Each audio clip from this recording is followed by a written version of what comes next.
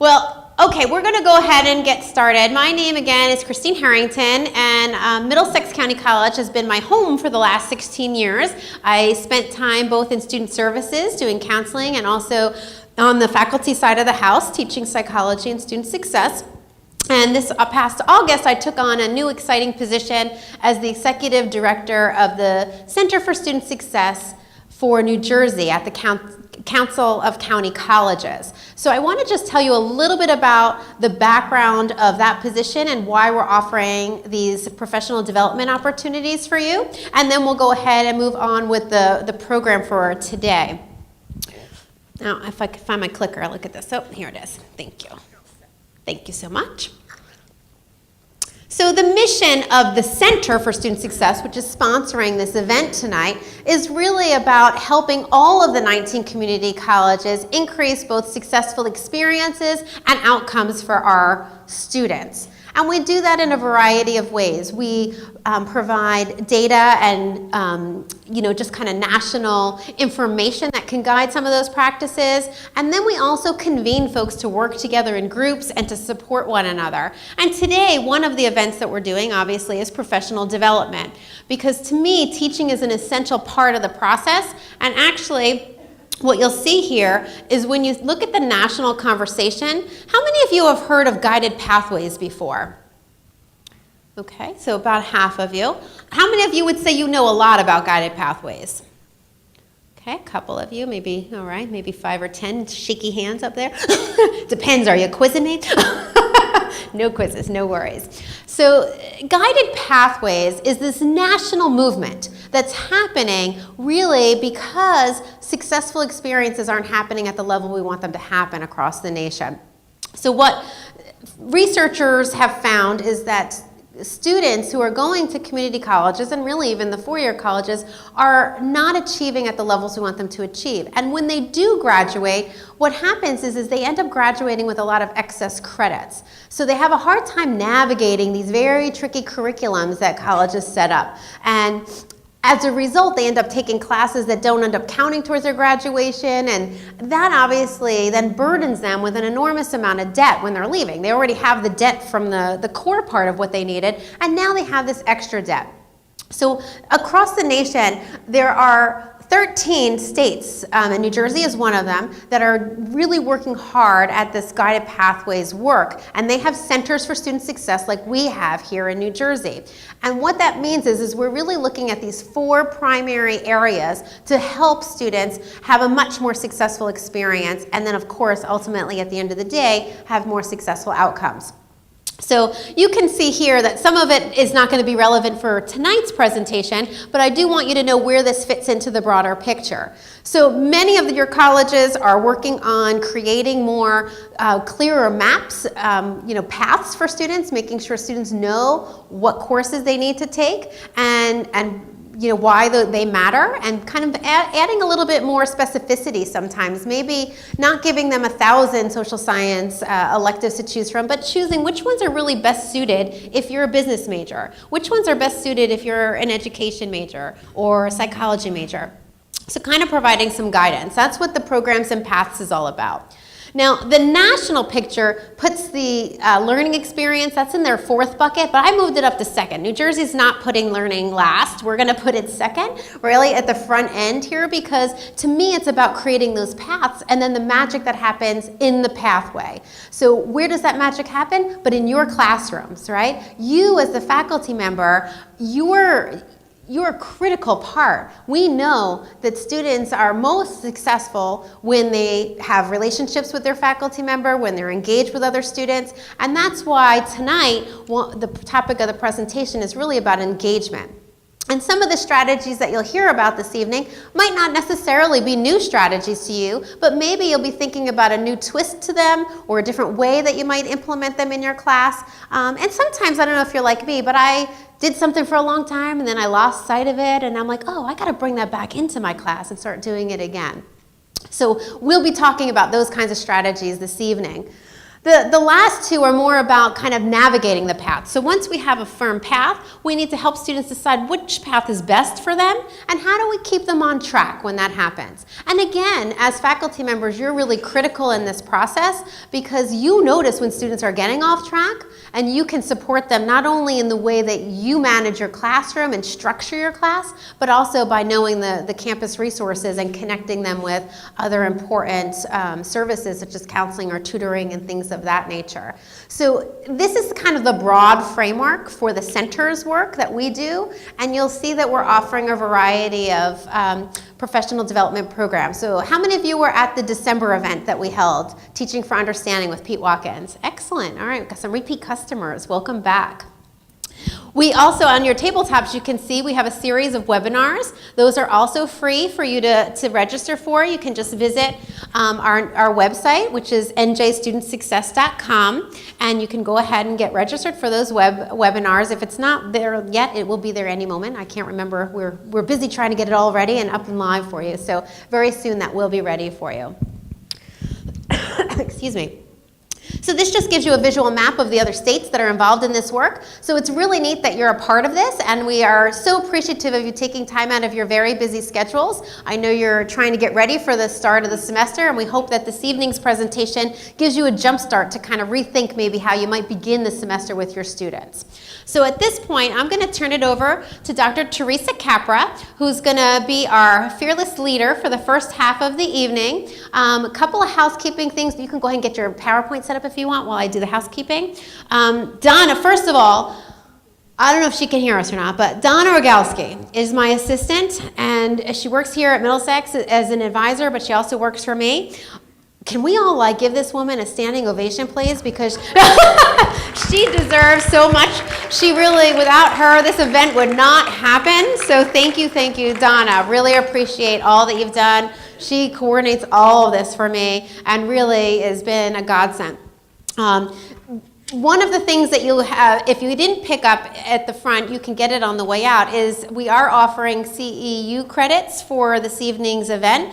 If you fill this out, a little magic will happen at the end of the day. You hand this to Donna, and Donna hands you the certificate right there and then. So I know some of you who came in December, it didn't work like that. We're trying to make things better. So hopefully that'll be a smoother process for you. We're not going to take a break tonight, so we're going to work from now until 7:30. So if you do need to get up, use the restroom, feel free. But Teresa's going to go for the first half or so of the evening, and then I'll finish it up with the syllabus. But she's going to talk to you about getting students engaged. So please give me a hand in welcoming Dr. Teresa Capra from Mercer County Community College. Okay, here you go. The clicker should work. Let me just see if the clicker works. Look at that, it does. Hi, good evening, everyone. Thank you for coming out and braving the cold weather. I offer you a picture of a beach as a reprieve or a cruel joke. Unless you like the winter, and if that's the case, then I'm sure you loved the snowstorm we had on Saturday. Where did that come from? I was all set for Friday. Fingers crossed, no snowstorm, wanted my kids to go to school, and then bam, Saturday. This is not my season. In any case, thank you for coming. My name is Teresa Capra, and I'm a professor at Mercer County Community College. I teach courses in education, so intro to education, philosophy, sociology, so forth. I also coordinate the education department, which means I spend a lot of time advising students and getting them ready to become teachers. So fitting for me to be here with you in that I teach future teachers, right? I've been at Mercer for about 10 years, a little bit longer when you include my adjunct time. So 2005, 2008, I accepted a full-time faculty position. Before that, I was 10 years in the New York City Department of Education, if you didn't notice my accent already.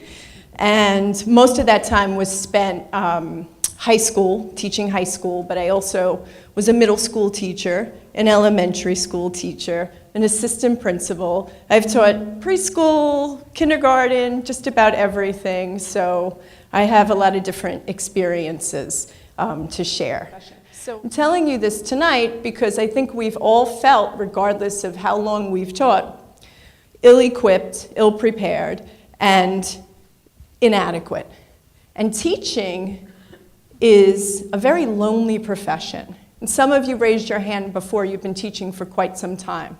Do you ever feel as though it's sort of isolating? You feel lonely by yourself? Yes, no? Yeah. And to an outsider, that might seem impossible.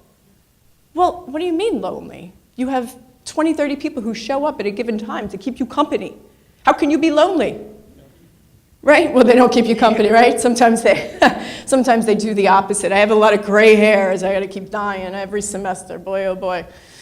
But it is an isolating profession. You don't have really much opportunities to just speak to your colleagues and talk about what's happening day to day, right? The struggles, the triumphs, right? And when you do have moments in the profession to, especially in higher education, when you do have moments to really reflect and think, there's always a very formal feel to it, right? Assessment projects, I won't go there tonight. We have enough to think about with the semester coming up. But institutional assessment, what are you doing in your classes? Show me the numbers, right? We're data driven.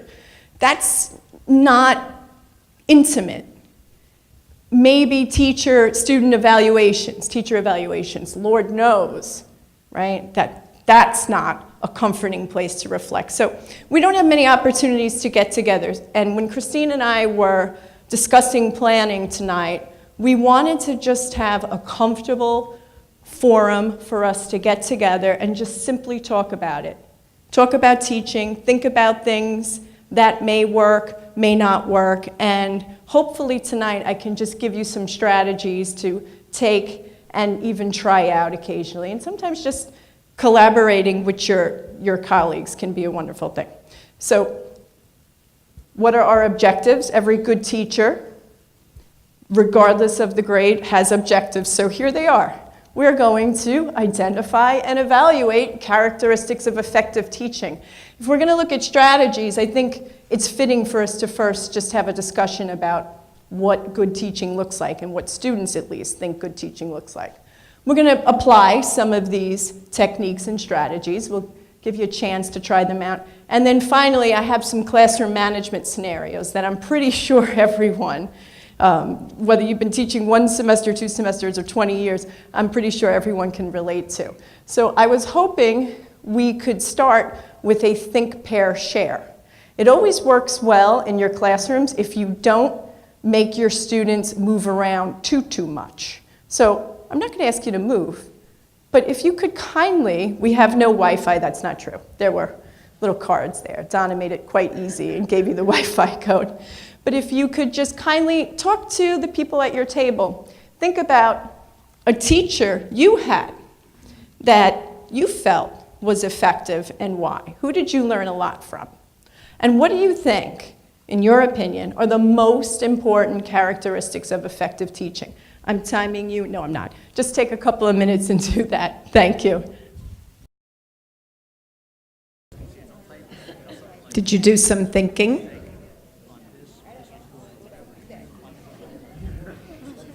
Are we ready for some sharing now? That's the other piece of it. Yes? Oh, that's when we share. Yes. Okay, this is pair. Right. Well, think, pair, and now we share. So, of course, we need a volunteer to go first. Who would? Oh, how convenient, right next to me.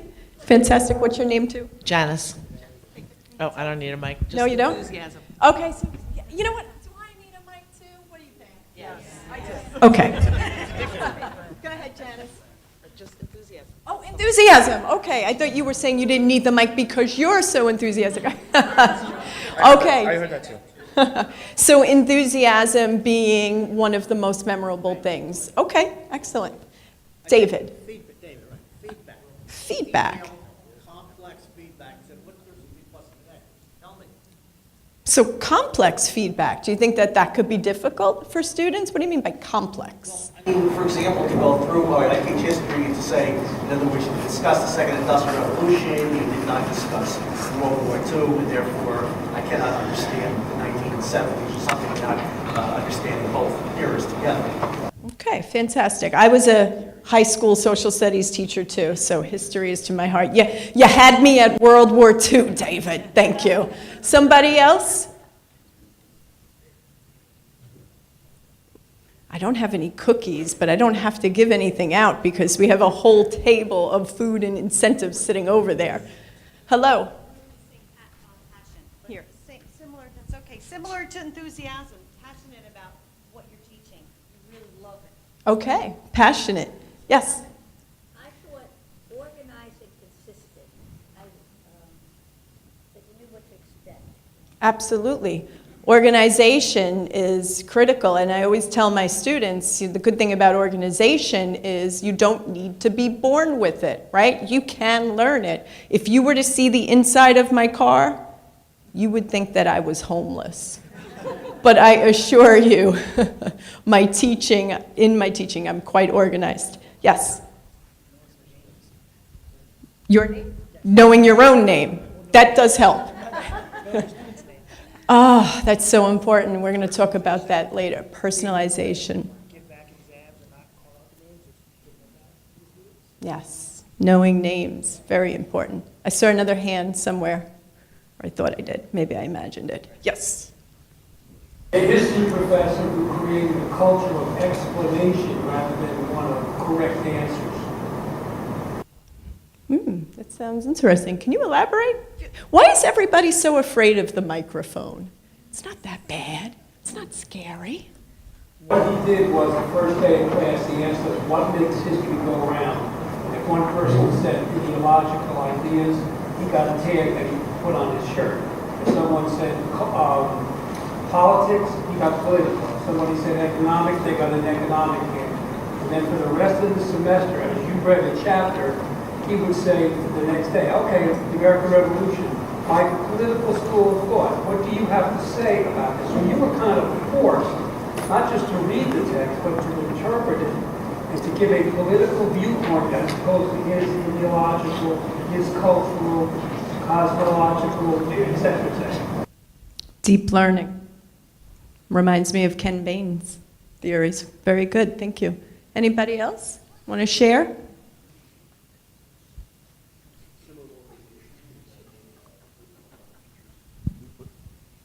I'm not afraid of the mic. Yeah. Similar to organization, we had two of us were talking about teachers who literally, for history, put the outline on the board every day. It just made things a lot easier for this as students. You know, we knew where the class was going. It just facilitated things. Organized. Very good. Thank you. Come on. We're setting a trend. The microphone is your friend. Know your subject. Oh, yes. Knowing your subject, of course, right? It's critical. Anyone else want to share?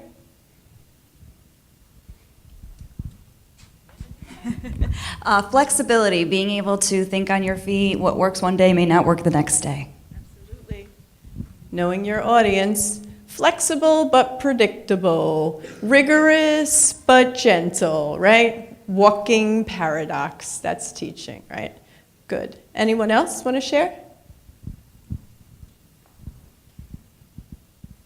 I would say being supportive and giving follow-ups. When you're struggling, someone is there to work you through the process. Yes. Very good. Are we missing anything? Yes. I'd say bridging the gap between the abstract and, say, from industry and practice. So from academic to practice, oftentimes we focus on the academic exercise. So being able to move the students away, make that connection between the academia and practice. And that's the part that I picked from one of my greatest professors. He was one of the most boring guys. But by the time he made that connection for me, I was good to go. Wow. Very cool. Anyone else? So you would be happy to know that a lot of our examples this evening match what students want and have said. 3 common themes, not surprising, they pretty much all came up in our discussion here. This comes from NISAD. So this comes from a student essay contest. So this is right from students. 3 common themes: accessible and approachable. We heard that, right? Not that we are scary, right? But students are afraid of us. Just the very nature of our position. They come in and they really are afraid of us. They are afraid, they are afraid to speak to you. They are afraid to ask you questions. They are afraid to speak in front of their peers. Indeed, they do not want to sound as if they do not know what they're talking about. So a lot of what we do in the classroom is sort of breaking down that fear. Believing in our students, instilling the confidence that they need to succeed. Now, I am of the opinion, too, that sometimes students also have to be ready for it, because you can do all these things, and if, you can lead the horse to water, right? But you can't make them drink. So if you can instill the confidence in them and they're ready, then I think the rest becomes easier. And then finally, a third theme: coach, encourage, mentor, particularly community college students, right? They need this more so than most students, because they are coming in and they are unprepared and they are facing challenges that perhaps other students don't face. They need that coaching, they need that mentoring, they need help. And it helps if you know, for me, what I do is if you learn something personal about all your students, even if it's one thing, whether they play soccer, where they work. I had a student who would come in with his Wegmans shirt, and it's one of my favorite stores, and we bonded that way over Wegmans. So whatever you can find that's going to work, but coach and encourage your students. More student perspectives. These are the top 5 characteristics as listed by students of outstanding college teachers. 1, concerned if students understand the material. 2, approachable, again. Knowledgeable, we said that. Organized, we had that over here. And intelligent. I don't know, knowledgeable and intelligent, I don't see how they came up there in different places, but there they are.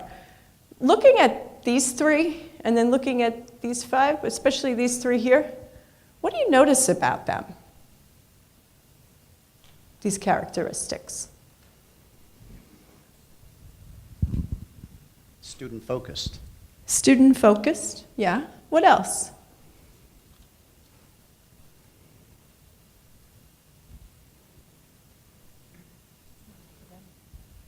It's not academic. It's not academic, right?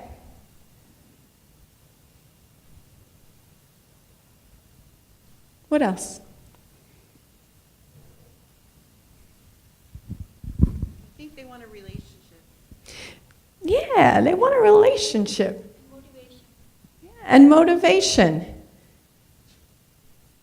Is that teaching? What is that? Isn't that Facebook? Nothing about standardized testing.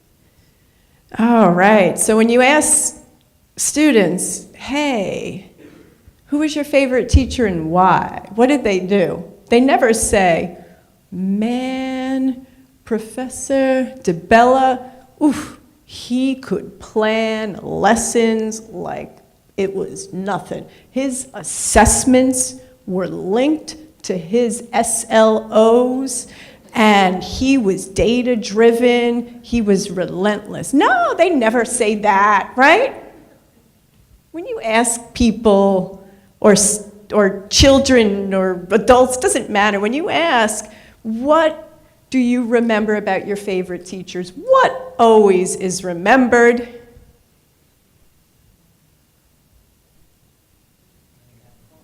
Did you have fun? Yeah. The emotional, right? The intangibles is what's most memorable. It's not the tangibles. We had some tangibles up here, right? Well, at least in the top 5, the knowledgeable and intelligent, although I would argue that those are pretty much the same. But most of these, concerned, approachable, coaching, accessible, these are intangible characteristics of effective teachers. They're not the tangibles. So what are some of the tangibles? Being organized, content knowledge, intelligence. These are clear, tangible. You can touch it, you know it, you can learn it. And here's some more. This slide is particular to lecturing. The top 5. Show enthusiasm, we had that for the subject. Have good presentation skills. Explain the complex, and that's, I believe, what, that's what Martin was saying, explaining abstract. Provide a comfortable, relaxed environment, like their house, right? So they feel like they're at home in their slippers. Add personal stories, experiences, and research to lectures. So a lot of what we see when we examine research from the student perspective about what makes an effective teacher, a lot of what we see comes down to those intangibles. How they felt. We remember how we feel. We don't always remember if someone had fantastic PowerPoints or wonderful presentation skills or was so organized. We don't always remember that. But those are important too, yes? Yes, they are. But it begs a question. What do you think is more important when it comes to outstanding teaching? Do you think the tangibles, the assessing, the numbers, the organization?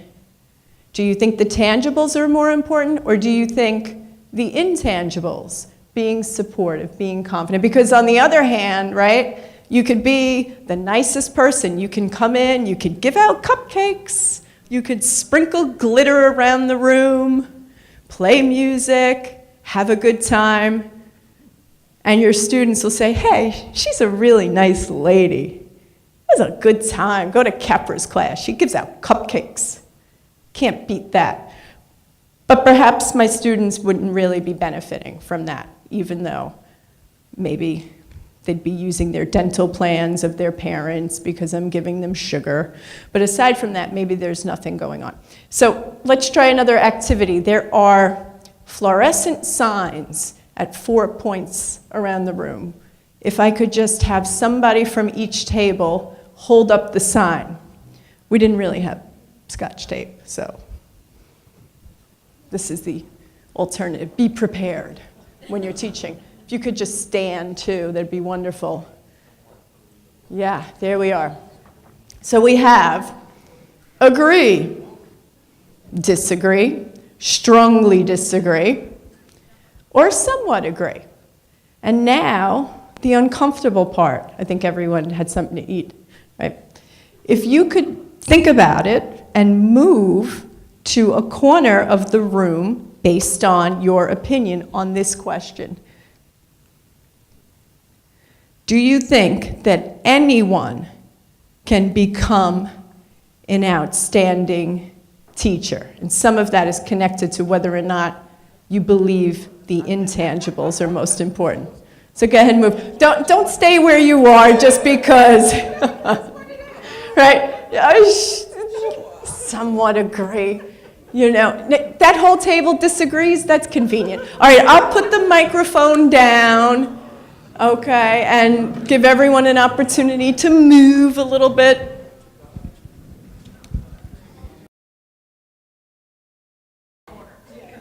We have a new corner that was created. That's pretty interesting. Somewhat agree is packed. We got to agree. You know, I must say, we fanned out pretty evenly, yes? Yes? Now, by the way, as a sidebar, you can make the signs be whatever you want them to be. So if you want something a little more neutral, depending on whatever question or prompt you'd be using in your class, you could have another one is strongly agree. In this case, I just put somewhat agree, and I guess I shouldn't have, because that seemed to be the flypaper for this evening. But you can use things. All right, so wow, we found out pretty evenly. Let me walk over to the large group and see if we can have a representative. Oh, you? Yeah. Oh, yeah. I don't. Good thing I don't teach math, right? Hold on, let me walk over to this side.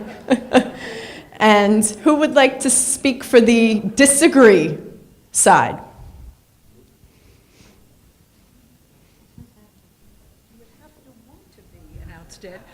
Number one, I think you'd need to want to be an outstanding teacher, and maybe not everybody wants to be an outstanding teacher.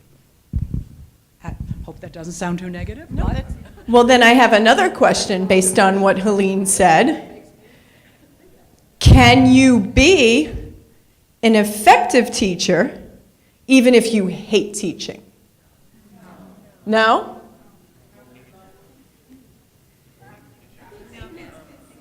Yeah? Yeah?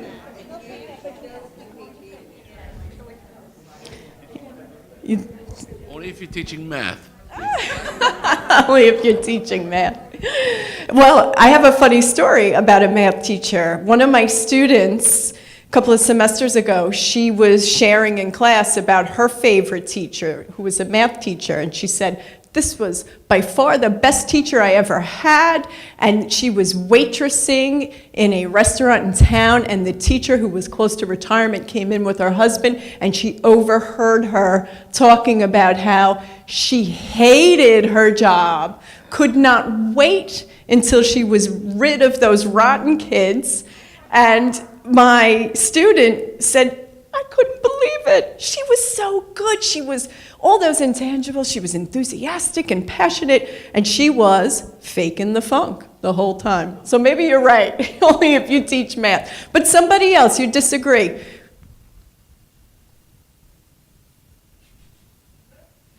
Okay, I think no matter what you do, I think not no matter what you do, but most of the things, no matter what you do, it comes out and people feel it or they sense it.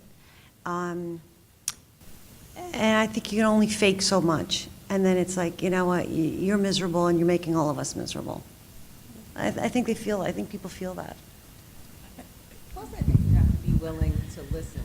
Like, there are some teachers, I had one teacher who she never listened. Like, whenever you would say something to her, she would, and it's funny because we went back and forth on something, and then 3 other teachers were like, no. They were like, the student's right. And she just absolutely wouldn't. And it was odd because it was like in my high school, my senior year, and you know, high school students are mean, but I think she was voted the most miserable person on the planet. They had a vote for that. And you remember it. I remember it because it was such a horrible experience. Everybody hated going to her class. It was like walking in there was like a punishment. And she was just like, we were like, oh my God, why does she, because we just thought she hated everybody. So you think it was a result of the intangibles, she lacked them? Yeah, I mean, she knew her content, she knew what she was teaching. She just made all of her students miserable. And according to the faculty, half of them too, because nobody really dealt with her. She was just like one of those people. Okay. So the disagree side, disagree that anyone can become an outstanding teacher. Anyone else want to share? And then I will take it over to what I thought was originally the larger group, because I can't see. I mean anyone, yeah. Anyone that was, excuse me, I talk really loud. I'm used to having 70 students in a class. If you say anyone, you mean someone who used to maybe work at a supermarket checkout and said, oh, I want my summers off. I want to work at a school with students. And I think it takes a certain personality. I think that you have to have certain traits. You have to be compassionate. I think you have to be understanding. And there's many people that do not bring those into this position of being an educator.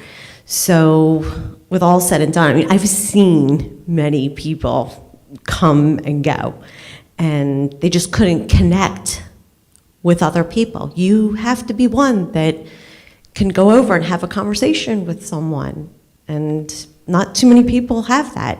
So I don't think that anyone can be an outstanding teacher. Elizabeth, right? Thank you, Elizabeth. Yeah, I did write anyone, and I wrote anyone deliberately because, I mean, provided that you, of course, have the credentials, right? I'm not saying anybody off the street, although sometimes you may feel that way. How is this person in the classroom? But I mean, you have the degrees, the content knowledge, you've met whatever requirements. I mean, anyone, can you learn to become an outstanding, can you become an outstanding teacher? Okay, I want to go back to a grad school course, Spindler and Spindler, who did a lot of ethnographic research. And one of the things I remember so clearly is that you as a teacher, whatever tacit feelings you have in your head, they're being conveyed. So if you walk in and you say, oh God, this has got to be the worst class I've ever taught, somehow you are transmitting that, and I think that's what sort of sums up what I'm hearing here. So sure, anybody can be it. If you can fool yourself and rid yourself of those tacit negative thoughts, then yes, but if that's the baggage you're going to bring into the classroom, then I'm going to stay in this corner. I also think outstanding and effective, they don't have clear criteria. And so when you say an outstanding teacher, if I have 50 kids in my class, 30 of them might love me and 20 of them might hate my guts. And so like an exercise like this, moving around, getting to know people is great, and I love it, but it might not be outstanding for other people. And so outstanding and effective, I think they're different. They're hard to quantify.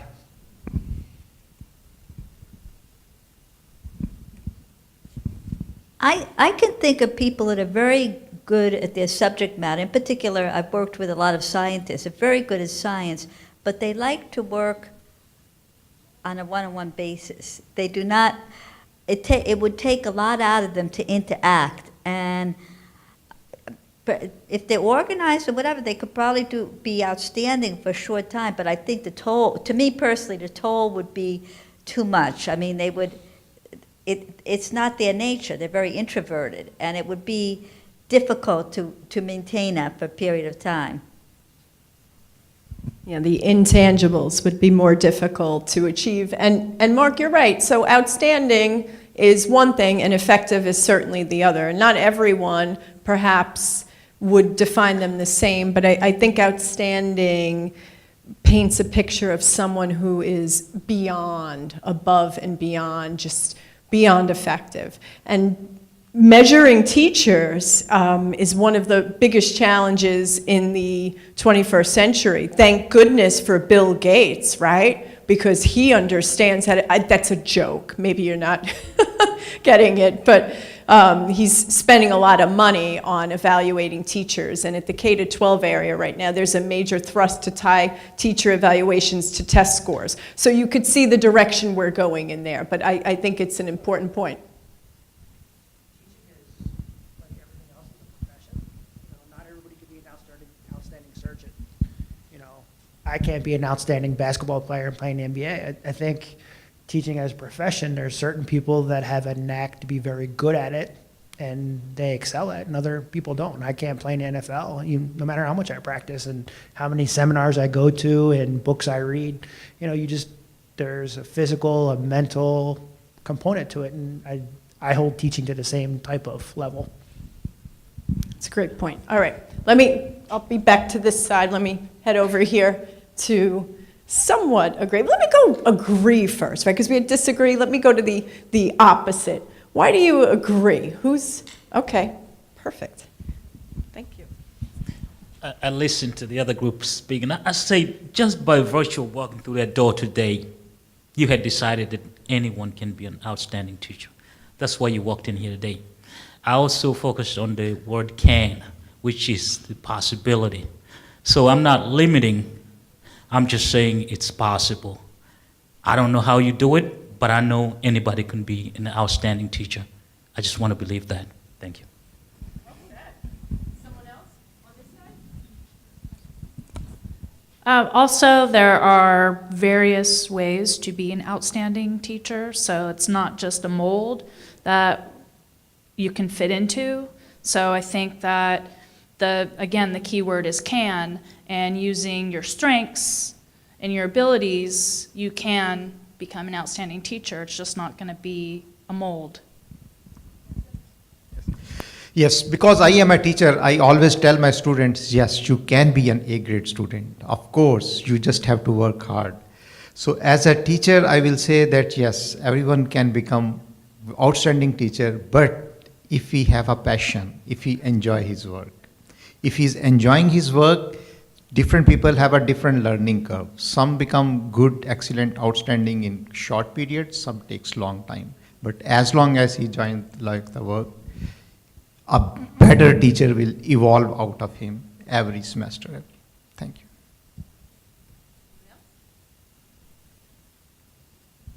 Yeah, and conversely, it is possible, right, to be an outstanding teacher and digress, go in the other direction when you lose the passion. So let me go over here to our largest group, some would agree, and who would like to, perfect, and just pass it around.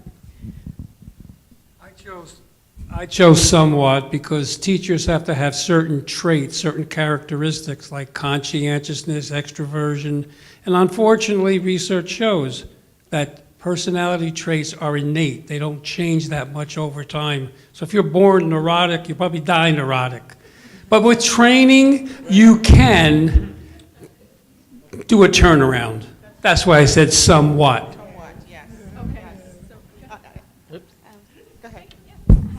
Yeah, I think so. This is correct because that's why I am here. Because if I suppose I know that I cannot become an outstanding teacher, I wouldn't come here. I came here because I believe that I can improve. So that's the reason. I did this somewhat agree because it just simplifies what you said when you started your topic, saying how many years of experience everybody's had. Some people start from being satisfactory, good, and you move on into being outstanding. That's why we're all here today, to improve ourselves. You have people who's been here a year in service, and you've got people who's been here 15, just, you know, and you still want to keep excelling and making yourself better. You have to have the passion for what you do. That's why I chose to somewhat agree. Okay, so let me head over to strongly disagree and give you. Did we sway them? We may have swayed them. I was over there. And no, you just. I think teaching is a calling. And like I couldn't imagine being the president of the United States because I don't have the skills. I couldn't be a bus driver because I'm not that great of a driver. But I feel like this is something I was born to do and meant to do. And it's the second career I've had. And I can't imagine doing anything else now. So that's why I'm in this. Maybe I'm alone in this group, I'm not sure. But that's why I answered the way I did. Thank you. Well, I would say now being president is just on the table, that anybody could do it. I'll just add that real quick, sorry. Okay, anyone else want to add? Just now, in the margin as a side note, again, you could see how you could bring this into your classroom. And you could even do this on the first day. Ask the students a question that pertains to your class, to your discipline, to your field, and just a general question that's non-threatening that everyone can have an opinion about, and you can just get them moving around. And it's nice because it affords them the opportunity to talk to each other in a non-threatening way. So you could see how this could work. Now I'll stop making you feel uncomfortable and stand up, and everyone could go sit back down. Thank you so much. So I thought maybe we could look at some first aid tips, because if you're like me, you're probably gearing up for next week. How many people have a full load, meaning you'll be teaching 4 or 5 classes? 6? Wow. Yeah? 3? Minimum 3? Yeah. 2? Okay. 2 still a lot. 2 still a lot. 5. 1 online, 1 hybrid, meets once a week, and the other part's online. That's interesting. 2 face-to-face, 2 times a week. So a lot of teaching. And then a 10-week course that starts. So I'll think about that in February. when it starts. So if you're like me, you're gearing up, you're preparing, this is the grind, this is the crunch this week. So I thought perhaps I could share or reintroduce in some cases some of these first day tips that could make a difference. Someone said it. Who said it? I think it was Mark. You said it earlier. Learn their names. You can do it. I told you I cannot remember yesterday, but you can learn your students' names. And it behooves you to do so and do so quickly. It really makes a tremendous difference. So what I do is, on the first day of class, I take attendance. I take attendance twice. Sometimes I take, just for fun, attendance 3 times. Now, it's not so much for me to see who's here and who's not here. I'm learning their names. I'll call their names out and I'll make a little joke. And again, use humor that's comfortable with you. But I'm taking attendance and I'll look and I'll say, okay, Mark. Or sometimes I'll make a comment, perhaps in a nice way, about something. Ooh, that scarf, I'll trade you. You know, just say something humorous, make a connection. Make eye contact with them if they're comfortable, but learn their names. And when you see them again, and it's much harder when the class only meets once a week, because then you don't see them for another week, and it's like, wait, who are you? What? But next time, once again, make an attempt to try to remember who they are, even if you don't remember. They appreciate that you gave it a try. And I'll say, don't tell me you are, and then I don't remember, and then they tell me. But it's helping you learn their names. Learn their names. Low stakes icebreakers. I'm going to be honest with you. There is a lot of teaching and learning research that says use icebreakers. Personally, I find a lot of them corny, intrusive, and uncomfortable. With that said, use icebreakers. What I suggest is to use low-stakes icebreakers. Don't ask students to search for someone in the classroom who has the same birthday or was born in the same neighborhood or went to the, well, those are kind of easy because they're all probably from the same neighborhood. But don't ask them to search around the room and have to talk to people whom they've never met and they feel uncomfortable. Do low-stakes icebreakers. Think, pair, share. How we started tonight, for example. Did you feel uncomfortable talking with everyone at the table? No, it was easy. We were here. I didn't hit you with stand in a corner and hold up a sign immediately, right? We broke the ice first. So a think, pair, share. Ask students to talk to people who are at their table or in their row. Low-stakes icebreakers, just to make everyone feel a little bit comfortable. Because remember, the first day is the most important day. You want students to feel as though they have a connection with you and their peers in the class. It's very important. I think when the grind gets going, we forget that, right? You're teaching 3 classes, 2 classes, 4 classes, whatever. What time? I got my syllabus, I got to get this, I got to get this. But try to think about ways to make your students feel comfortable. Teach a hook. Something interesting about your class or your discipline. Doesn't have to be long. 5 minutes, 10 minutes, something to hook them. I teach Intro to Education, for example. I have them do an inventory about teacher characteristics and mark off what personality traits connect with them. And it's just a quick little fun activity, 5-10 minutes, and we talk about it, and they like it. It's a connection. Share a personal story. I told you tonight about my first year teaching and how dreadful it was. And I didn't tell you, by the way, indulge me for one more minute, that in addition to teaching economics, they also put me in a trailer clear across the schoolyard because the school was under construction. I think half of it had fallen down over the summer or something. So it was, here's this economics book, and now go ahead, be by yourself in that trailer for your first year. Share a personal story about yourself. Now don't come in and yada, yada about your cats and the, because everybody can remember having a teacher like that, right? where you never talked about the subject. It was just all personal stories. And so know the balance, but say something about yourself. Let your students know that you're a person and that you are there because you want to be there. So share anything. Divide the syllabus into divide and conquer. Instead of standing in front of the class and going over the syllabus and reading, and here's the homework policy, and here's the attendance policy, and instead of doing that, consider asking students to pair up and go through your syllabus and discover it on their own and share out to the group. You could ask them to write down, or to give you, and you can write it down for the whole class, questions they have about the class. You can write them on the board, and then you can put them into small groups and they can find it in your syllabus. What's the attendance policy? How many exams are we going to have? And so forth. What textbook do we have? That's right on the top. That should be easy. Uh-huh.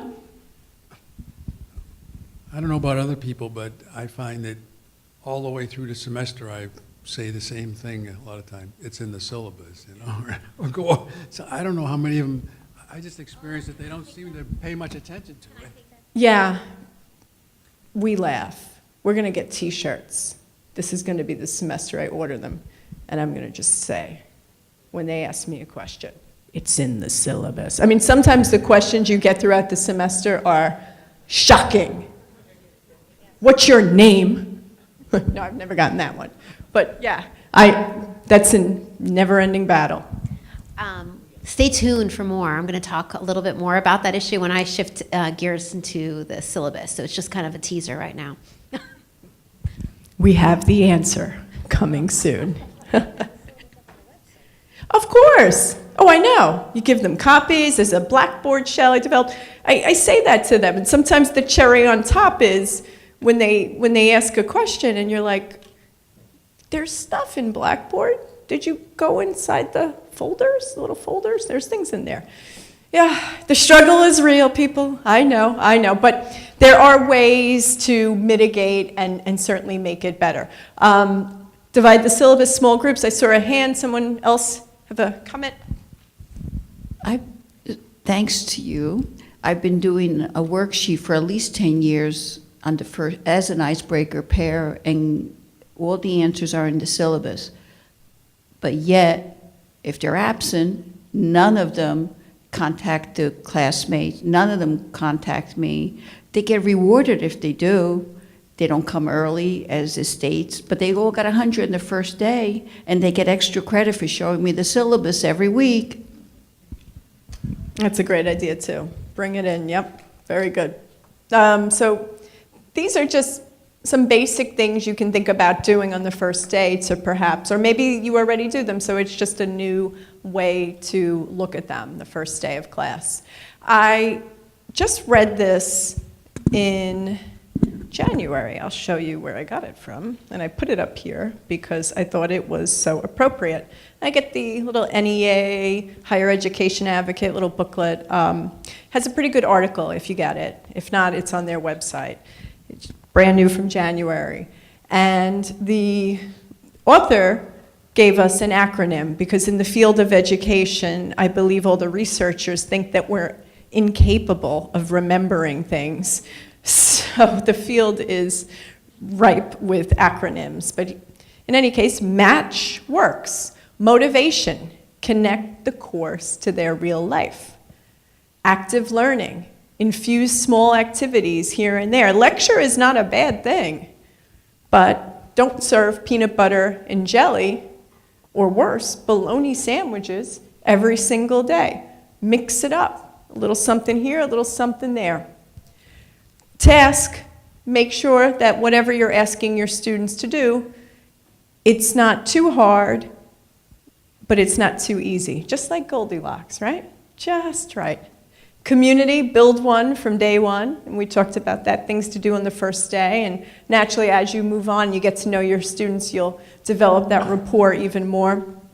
And finally, holistic learning, and there's been a lot of research about that, where we're not just teaching students the content, we're teaching the whole person. Well, what does that mean? That means answering questions about vocation. That means answering questions about the school, about life. And yes, sometimes I've had my students cry to me in the hallway about a boyfriend or a girlfriend or whatever. So it's about meeting students where they are and accepting them for who they are and trying to help them move forward as much as we can. Now, listen, I'm a realist too. I don't want you to think that I'm all, cupcakes and glitter. I do understand that there are circumstances and instances where no matter what you do for students, again, the time is just not right. So timing, and they have to want to be there. These things have to be in place as well. All right, so this is great. Gave you all these ideas, right? You're ready for your first day. Christine's going to talk to you in a little bit about creating a dynamic syllabus. You're going to be good to go. But now, what about when the grind gets going and you encounter the problems? How about managing the day-to-day? Got some scenarios for you. Yeah, let's take a look at this one. Professor Dumbledore will be teaching ethics at Trump University in the spring. She distributes, that's an important class there. She distributes her syllabus and she reviews the policies. After 3 classes, she begins to notice that students arrive late and request extensions for homework. How can she change this culture early on? What do you think? What are some strategies for this?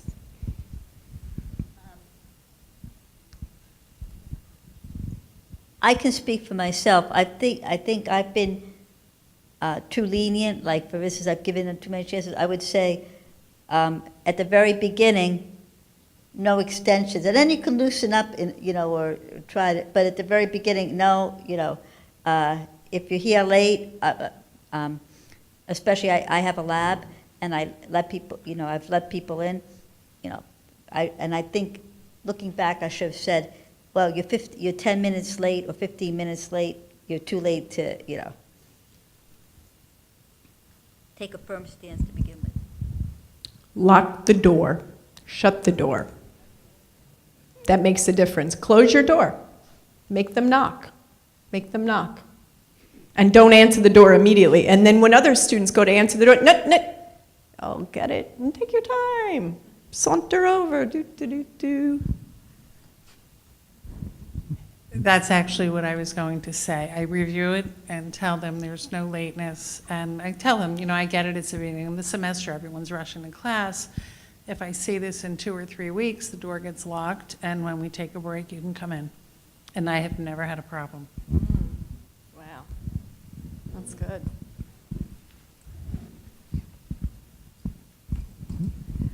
For stuff like this, I actually try to use positive reinforcement instead of punishment. So I do a bonus quiz within the first 5 minutes of class because the students are always asking for extra credit. Can I get extra credit? And sometimes they don't do the real work, but then they want extra credit. So this is my extra credit, and they have to be there, and there's no makeups for it because I understand that things happen. They, run into some unexpected traffic. I've got some students that are working a night shift, 11 p.m. to 7 a.m., and then they're coming to an 8 a.m. class. So I find that positive reinforcement actually worked much better for me. And then the students that do come late or are a hit or a miss with attendance realize that they're not performing as well on the tests as they want to or should be. So sometimes they just do end up learning the hard way and they correct their own behavior halfway through. But I personally don't get tripped up by students walking in late. So, and I don't really have a late problem, but I don't lock the door either. They know that I have an open door policy. So I guess it just really depends on the class and the particular situation. But I like the positive reinforcement instead of the punishment. Yeah, and a lot of this is finding out, obviously, what's going to work for you, because in some classes it may not be feasible to have a quiz every single day. There might be other things going on, or if it's a lab or so forth. a lot of it is finding out what's going to work for you. But I do like the positive reinforcement indeed. Likewise, I don't lock the door, and as the semester goes on, I actually say, don't forget, leave the first 2 seats for X and Y, because we know that no matter what, they're going to come in late. Valid reasons, not valid reasons, that's their business. I just have to keep teaching.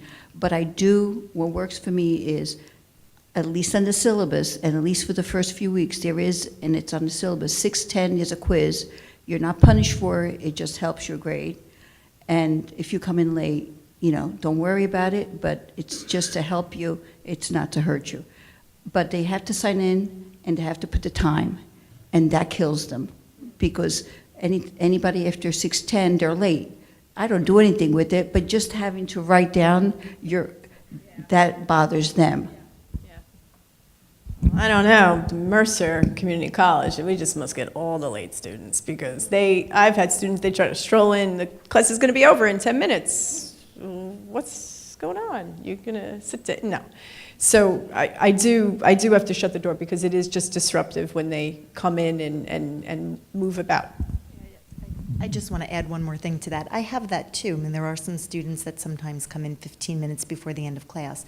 But then I find a lot of times that there's a connection between those students, and they're the ones that maybe aren't doing as well. And I think it's really important to meet with them one-on-one and find out what's going on, because when I do take the time to talk to them, I find out that there's a whole lot of other stuff going on. They're not trying to disrespect me or my class, but there's other things going on. And I then, when talking to them one-on-one, I can sit and try to figure out how to offer them life strategies to try to juggle everything. And they see the connection between their grades and their attendance in class or lateness. So by trying to give them, kind of back to the holistic thing, teaching the whole person, and trying to give them some life strategies to say, well, if you're not performing as well on a test, let's talk about some of the things that maybe needs to change in order to get to that point. I noticed you come to class late. I have an open door policy, that's okay, but you're missing a good portion of the lesson, and that's probably what you're not doing so well on the test for. And then once you say that to them, then you notice that they're coming to class more on time. And that's been my experience. You just got to talk to them. Oh yeah, absolutely. Having those one-on-one conversations with them are essential. What about the extensions for the homework?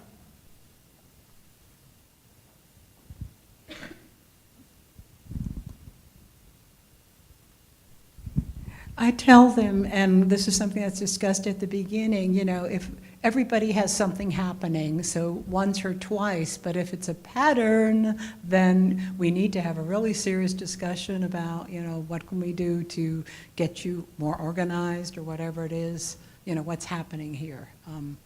You know, and they know that I finished my bachelor's the same year my son finished his, that I finished my master's when he finished his, so I've been in their shoes. And that's the story I tell them at the beginning, because we have a lot of working single moms, et cetera, at my college. That's a great personal story to share, yeah.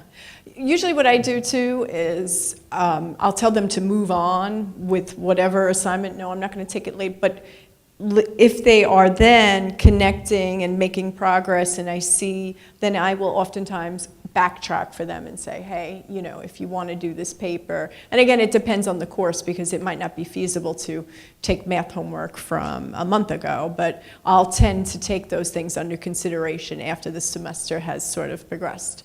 All right, let's look at another one.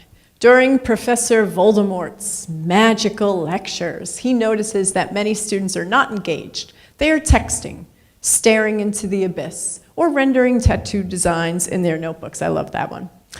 And to think he sat through Professor Capra's teaching workshop in January. What can he do?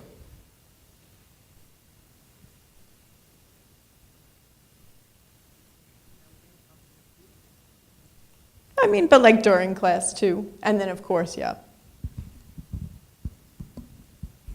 Like what you've been doing throughout this whole workshop is walking over closer to students.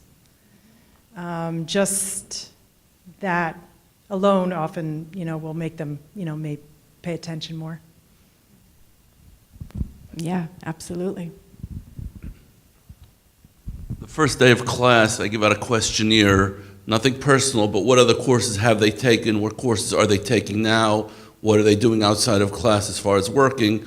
And then I try to find something that particular student could relate to. If I ask them the question, they won't be caught off guard. Like if they've taken an economics class and I'm teaching accounting, I will ask that student, well, did you learn about, or marketing, did you learn about the 4 Ps? Tell us about it. And if I know that that student will be comfortable answering the question based on the previous courses or what they're taking now or their work, I try to integrate that to bring them into the class.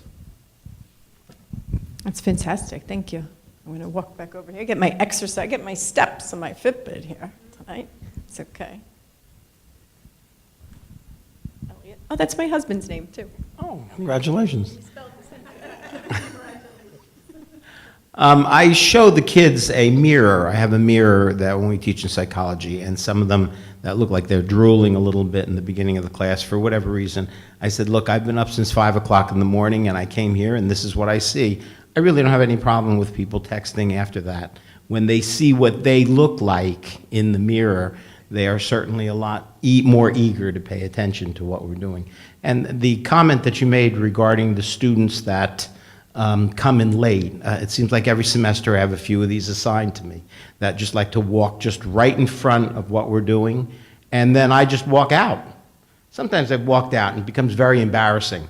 And I don't know if that's a consequence, but they very rarely will do that again. Because I just walk out. And I just said, you know, if you came to a party and you came late for it and you walked in right in front of somebody, that's just being rude.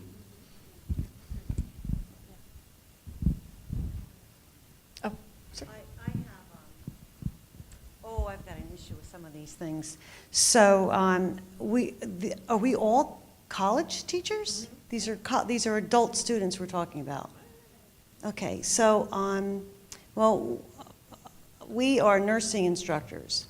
When we start a lecture, the door closes, and that's the policy. It closes, and you don't come in until there's a break. We all do it. There is no cell phone usage. You can use your laptop. They have to be there for the whole 3-hour lecture twice a week. And if you're late, you miss out. And if you fail, you fail. And it's not like, I mean, we all have children, but reward them for what? I mean, they're adult learners. I mean, they are adult learners. They're there to learn. Other people make it in. We all have stories. And one of my icebreakers, I make everybody stand up. If you have a spouse, have a seat. If you have children, have a seat. If you have a cat that throws up, have a seat. If you have a dog that has to pee all the time, have a seat. So the thing is, we all have things. We all have stories.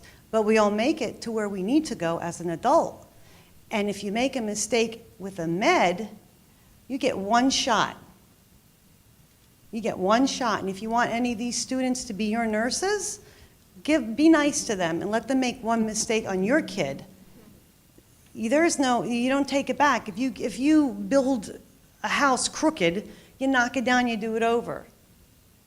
If you give someone the wrong dress, you recharge them. You make one mistake with a med, and it's over. So we don't, I understand the compassion, but they're adult learners, and they need to be responsible. You can't show up late at 7:30. Your shift starts at 7 o'clock. Yep. It's time to take responsibility. So I'm a little surprised about the lacks that I expect more from them. I expect more from them. No, I think it's all about finding the balance, right? It's about finding the balance because we are teaching these skills in a lot of ways. We are teaching them the importance of responsibility, and they are adult learners, as you said, but a balance is what you have to find. And certainly a lot of what we're talking about today is going to be specific to your discipline, to your course. So you have to find what's going to work for you. But I think the important thing here is to at least just think about it, right? To not just ignore it, to say, oh, no big deal. It's a non-issue. I am here, I'm getting my paycheck, and it's small, right? I'm here, I'm getting my paycheck. I have to do A, B, C tonight, and I'm going to do A, B, and C, whether people are walking in and out, whether they are rendering tattoo designs in their notebook, whether they're texting. I don't care. It's not my problem. I just think that thinking about it even makes a difference, and just being mindful of it and finding then what's going to work for you so that you're at least cognizant of it. Okay, let's see. Do we have time? We do. We have time. You want to go back to that one? Okay, go ahead. I mean, this like this issue rendering tattoo designs while my class is going on. So I asked one student, why do you are drawing every time? So the student told me, it helped me to focus. But you asked. You asked, right? I've done that too. I'll walk over and I'll say, hey, that looks really good. Maybe you can put that on my arm right now with your big pen. I'm going to move on to the next one. But I think the important thing is that you ask, that you think about it, that you're aware of it, right? At least being aware of what's happening in your classroom. That's the biggest takeaway from this. Okay, let's see. We have another one. Professor Slughorn makes an effort to elicit participation from her students. Despite these efforts, the same students raise their hands, and when she cold calls on students, she gets the proverbial, I don't know. I don't know. Sometimes you don't even get, I don't know. You just get,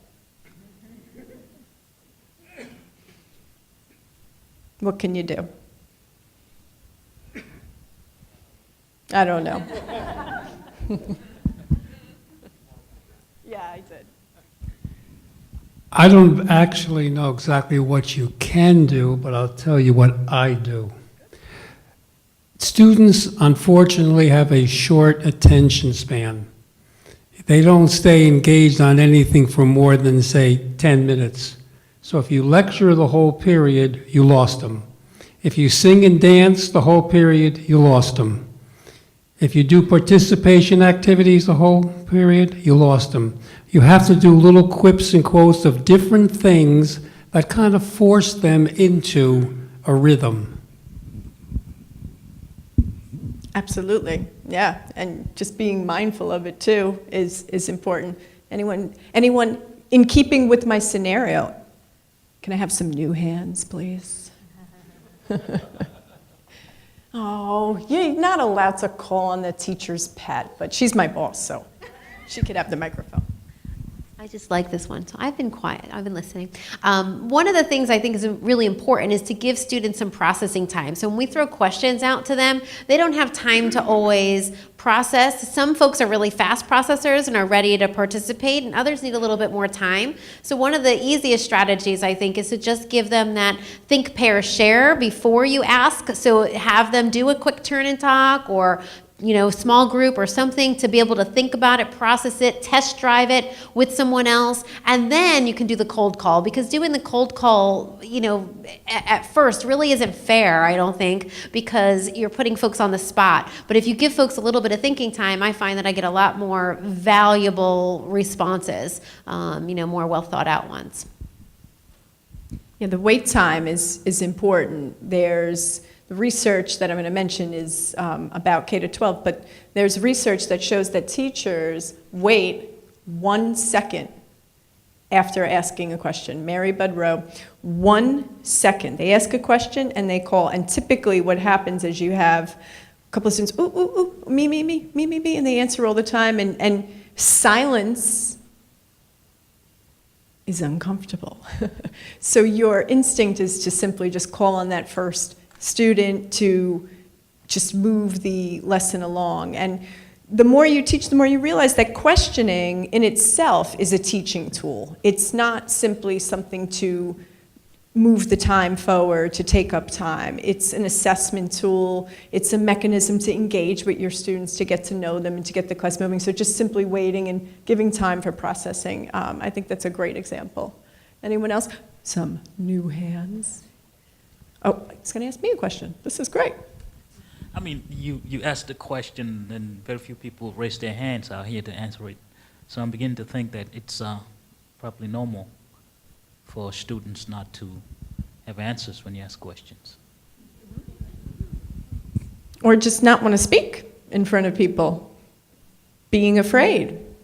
And what I try to do is ask easier questions, and sometimes you rephrase the question. It's the same darn question, right? But then you just add a word, change a word, and then suddenly, oh yeah, now I got something to say. But you took out that word, and now it makes much more sense. So it is human behavior, yeah. Again, but we're adults, I can't help it. A lot of times teaching chemistry, they'll be, as in math, they'll be doing problems, and some students you call on and they get very upset. And what I try to say to them is, please try it and we'll help you. And, this is the time to make a mistake, not on a test. And, I try to enforce that. Sometimes it works and sometimes it doesn't, but to give them more confidence that, we're not going to leave them hanging up there if they don't get to a point that they don't know what they're doing or. And a lot of times just once students get to know you and you have a rapport with them, they don't feel threatened when you are cold calling on them. They feel more comfortable and they're more likely to share in front of their peers. So a lot of these strategies, but I think we get lost as we teach, and we have content to get through, and we have our agenda for the night, and you just need to get through it, and you don't really take the time to think about these things. So just being mindful of what's happening in your classroom day to day can make simple differences. All right, we have one more, and then I'm going to turn it over to Christine for the syllabus. Professors Severe and Sinister have something in common: a gaggle of students who chat, pantomime, and generally tune out during class. Could this be college? Rather than elicit responses from you for the sake of time, I'll just say that I think we've all experienced this. This is inevitable. But again, just, you don't want to undermine your classroom. And in a situation like this, you would need to intervene immediately, whether it's, move the students, speak to them after class, or whatever would happen. But the most important thing is to just set the tone from the first day so that you don't experience this, or you certainly experience less of it. Set the tone from the first day. You're serious, but there's rapport there. You're on their side. Everything we talked about tonight, just so that you don't have to experience this. But inevitably, again, some students may not, timing might not be right for them. Okay, so just summing it up, did we identify and evaluate various characteristics of effective teaching? Yeah? Okay, good, check. Did we apply simple teaching techniques for increased student achievement? Check, good. Whew. And did we get to analyze classroom management scenarios to improve the learning environment? Yeah, okay, check. Okay, good. All right, I did my job. I'm going to just show you how many people have heard of this book. This is from the early 90s, 1993, Cats. If you're not familiar with it, it's by Angelo and Cross. It's got great, simple, that's what I like about the book, very simple things you can do to infuse in your classroom assessment techniques. And if we had more time, I think Christine is going to make the PowerPoint available for you.